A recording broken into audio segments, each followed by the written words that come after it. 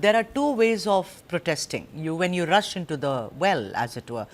One is to ask the government of the day as to what is their response on particular issue, A, B, C, whatever. For instance, honey trap.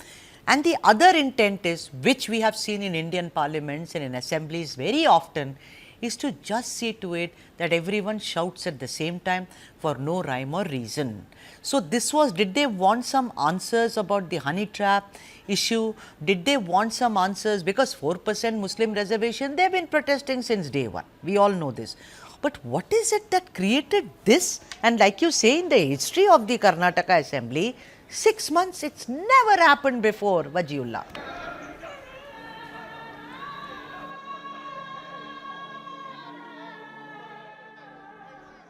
Absolutely, Sudha. The reason why we're seeing this happen is because they were hell-bent on the idea that the entire honey trap issue should be discussed in the parliament.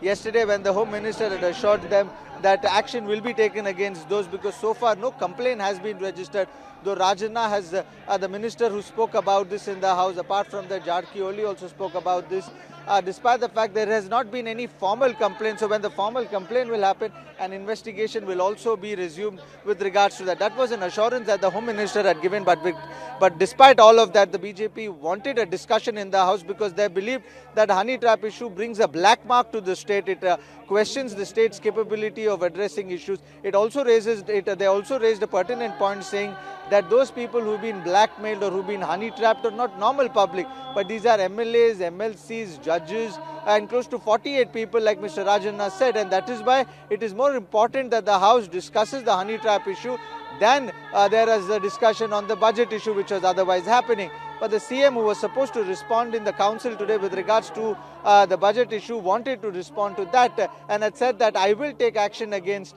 those who are involved in honey trapping, and he had given an assurance to the opposition, but the opposition was hell-bent, and that is when they came to the well of the House, started throwing papers. And in the midst of all this, Sudha, the government also managed to pass 4 to 5 bills with regards to the MLA salary bills, the allocation bills. So while all this was happening, the BJP was protesting at the well of the House, which irked the speaker, because after close to 3 or 4 adjournment, they had continued to protest at the well of the House, creating a chaos at the city. That is when the marshals were called in. And as our viewers can see on the screen right now, those marshals picked up the ministers one by one, and 18 of them have been suspended. Now this suspension that we are seeing is for 6 months. In the next 6 months, whatever these people will say will not be taken into record, and the TADA has all been cancelled, which is the daily allowance and travel allowance. All these things have been cancelled, and they have been suspended for the next 6 months. So that's something that Karnataka has never seen before. You know, you were also talking about R. Ashoka, the revenue minister in Bommai's government. What was his role today? I mean, very senior, is LOP. I want to hear from you, considering you witnessed all this, Wajiullah.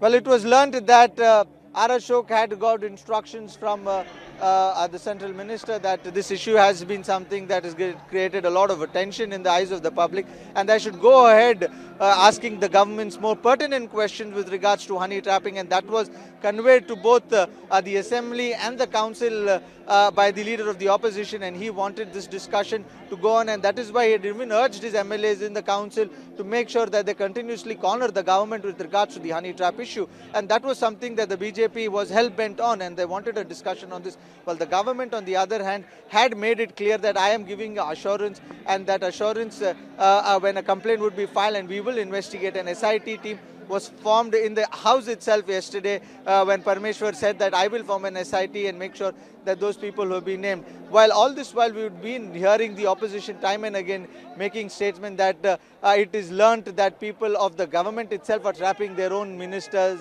and all these kinds of statements were also coming out from the opposition leader, and that is when the chaos started erupting more and more often. The BJP, on the other hand, stormed to the well of the house. They even targeted the speaker. They started throwing stones and papers to the speakers. They started blocking him. They started stopping him from speaking. And that is when the speaker, who got agitated after close to 3-4 adjournments in the assembly, he then decided that it's high time that he will take an action, and then suspended 18 of them. And the trigger is now very clearly, because when we started this conversation, Gautam, Vajji said it could be 4%, of reservation for Muslim. That is not the issue. It is very clear. You listen to Vijendra, you listen to C.T. Ravi. It is all about the honey trapping case. What are you picking up on the ground? Gautam Shankar, go ahead. Absolutely, Sudha. So it is absolute pandemonium in the Karnataka Assembly, the likes of which we have rarely seen in the Vidhan Sabha here. Now 18 BJP MLAs being suspended for disrupting Assembly proceedings. And the ruckus was, like you rightly pointed out, it was over the honey trap scandal. That was the main primary issue. The BJP leaders were seen tearing papers, showcasing CDs, and also storming the well of the house and demanding justice as well. And while we can say that, okay, fine, the BJP is being unruly and they should be disciplined, but suspending them for 6 months, that is what kind of a move is that? That is something that needs to be questioned, because keep in mind, after this budget session, there is the winter session of the assembly that will come up as well, which means that these 18 MLAs will not be part of the decision-making process that time. And already we are seeing amidst the pandemonium, multiple bills are getting passed, because we understand that Congress does have the numbers, but the opposition plays a key role in all of this. But to see this kind of visuals where the MLAs are being carried out of the assembly by marshals. It's something unprecedented that we are seeing, and we are seeing senior leaders that we are seeing here. Opposition whip Dodona Patil is there, Ashwath Narayan, S.R. Vishwanath, Basraj Patil, and Suresh Gowda, and also a few other names that I'm picking up here, including Munuratna as well, and Dheeraj Muniraju was also carried out.